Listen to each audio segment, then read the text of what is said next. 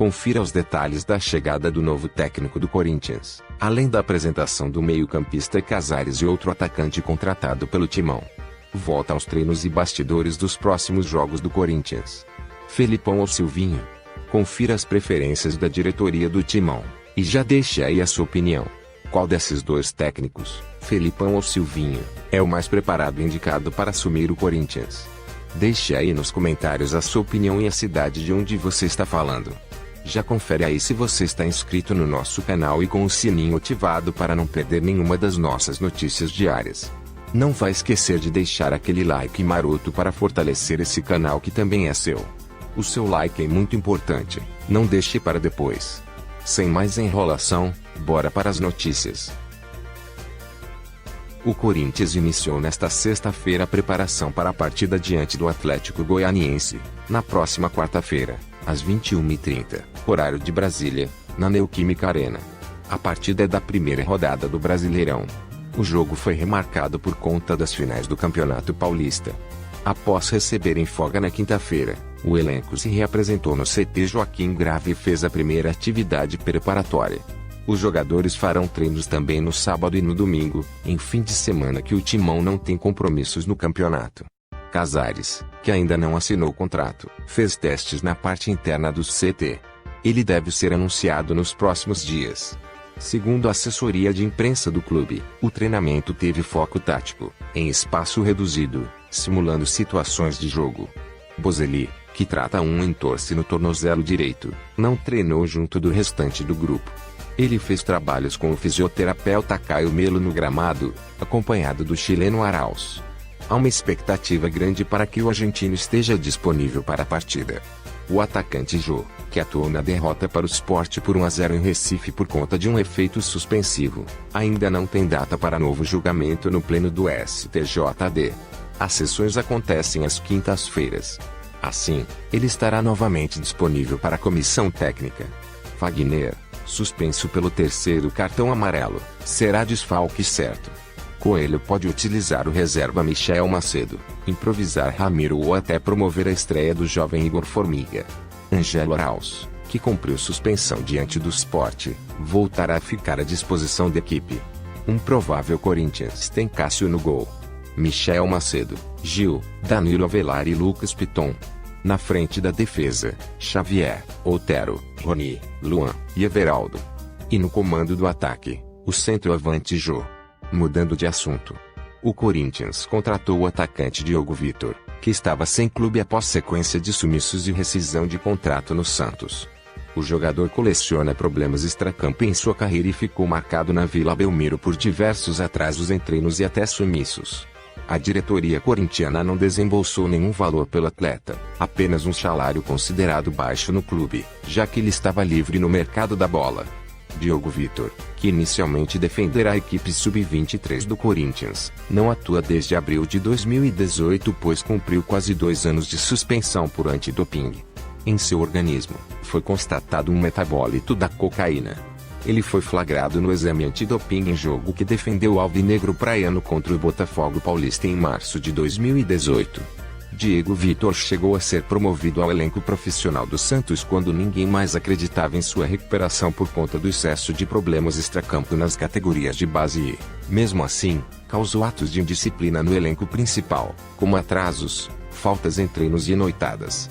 Foi rebaixado ao time sub-23 diversas vezes. O ex-atacante do Santos atua pelos lados do campo, possui muita força física e habilidade e, por isso, o Santos relutou em desistir do jogador. Ele sempre teve fama de craque nas categorias de base do Peixe, mas não engrenou por conta de excesso de indisciplina. O meia-atacante Casares fechou com o Corinthians após ser liberado pelo Atlético Mineiro.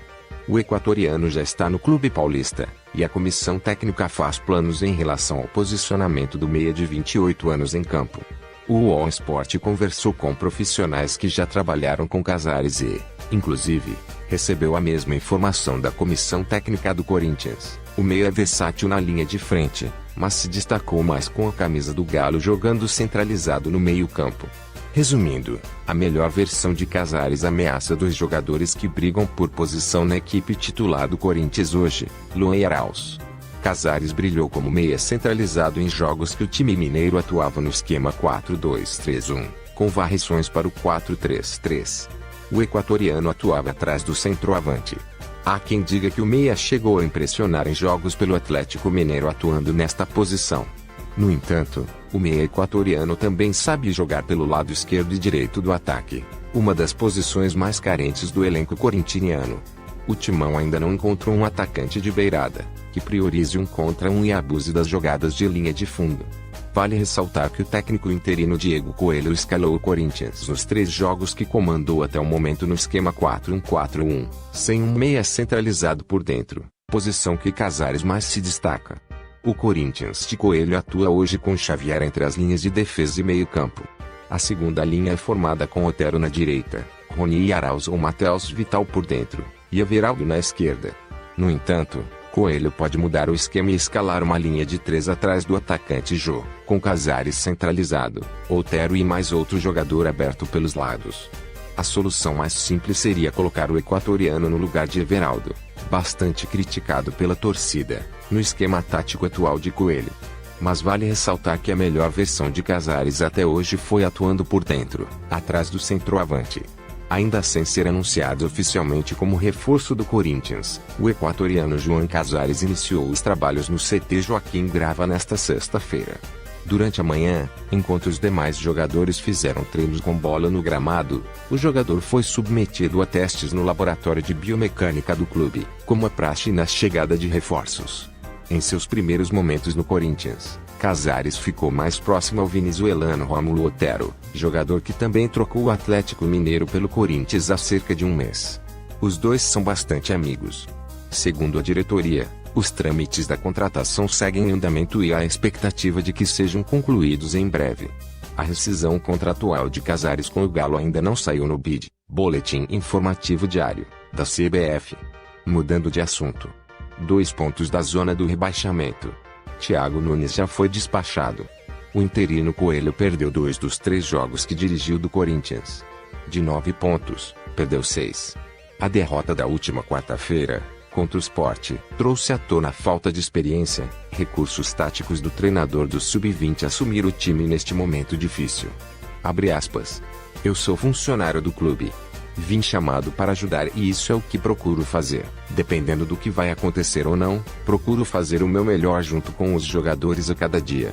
Eles também estão procurando fazer o melhor deles, disse Coelho. O Corinthians precisa agora mais do que um funcionário exemplar, mas de um técnico. Depois de analisar o mercado, o salário dos treinadores com potencial para assumir o Corinthians, como Felipão, Silvinho e até Dunga, o presidente optou por dar uma chance para Coelho. Até porque faltam 3 meses para acabar seu mandato. Andrés não valoriza como deveria o trabalho dos técnicos. Ele acreditava ser possível repetir com Coelho o que fez com Carille. Só que os resultados estão não só frustrantes, mas também seguem atrapalhando seu candidato à sucessão, Duílio Monteiro Alves. O planejamento era que no dia 28 de novembro, marcado para a eleição no Corinthians, o clube estivesse nos primeiros lugares no Brasileiro, não colado na zona do rebaixamento. Andrés está sendo forçado a mudar sua postura, se convencendo que não pode deixar o time nas mãos inexperientes de Coelho.